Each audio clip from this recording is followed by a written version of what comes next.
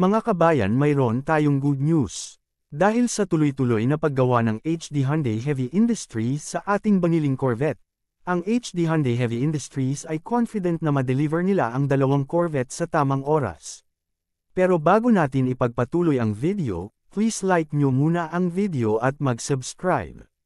Maraming salamat po. Ang Philippine Navy ay nag-conduct ng keel laying ceremony para sa first Corvette, at sinunod din ng first steel cutting ceremony para sa second Corvette na dinaluhan ni Flag Officer in Command of the Philippine Navy Vice Admiral Toribio Dulanayan Adachi Jr., kasama ang mga officials ng HD Hyundai Heavy Industries na ginanap noong November 22, 2023 sa Ulsan Shipyard sa South Korea. Ang construction ng unang Corvette ay nagsimula during steel cutting ceremony na ginanap noong May 11, 2023. Ang bilis nila gumawa. Iba talaga pagsanay na at kumpleto sa gamit. Ang pagpunta pala ni Philippine Navy Vice Admiral Toribio Adachi Jr. sa South Korea ay hindi lamang sa pag-attend ng ceremony, kundi para na rin ma-inspect ang shipbuilding progress ng Corvette. Alam nyo kasi ang lifetime support service contract para sa maintenance, repair at overhaul para sa BRP Jose Rizal class frigates ay ibinigay sa HD Hyundai Heavy Industries. Normal lang yan kasi sila ang gumawa ng mga barko. Ang maganda niyan kung matapos na ng Hyundai Heavy Industries ang kanilang maintenance, repair at overhaul or MRO facilities dyan sa Subic. Pag nangyari yun, mapabilis na ang maintenance ng mga barko, di na kailangan pumunta ng South Korea.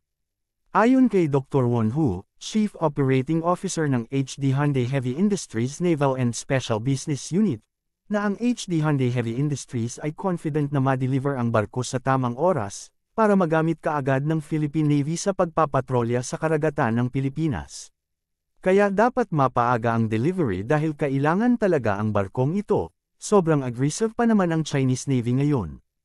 Ang Corvette na ito na acquired under Corvette Acquisition Project na under the Revised Armed Forces of the Philippines or AFP Modernization Program's Horizon 2. Ang 3,200 tons class Corvette na ginagawa ng HD Hyundai Heavy Industries para sa Philippine Navy ay isang state-of-the-art naval vessels na may haba na 118.4 meters, width na 14.9 meters, cruising speed na 50 knots or 28 kilometers per hour, at may range na 4,500 nautical miles or 8,330 kilometers. Ang dalawang barko ay equipped with anti-ship missiles and advanced weapon system, tulad ng vertical launching system at ESA radar system.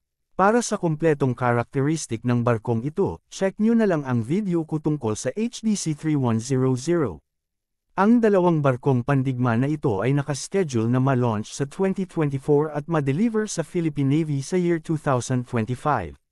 Kung maging success kaagad ang sea trial ng barkong ito, baka mapaaga ang delivery. Dapat bago nila i-deliver kumpleto na ang mga armaments at defense systems para combat ready na.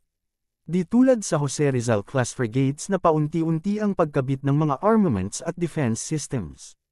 Sana hindi ganito sa Corvette, kaya abangan na lang natin. Yun lang mga kabayan, maraming salamat sa time ninyo.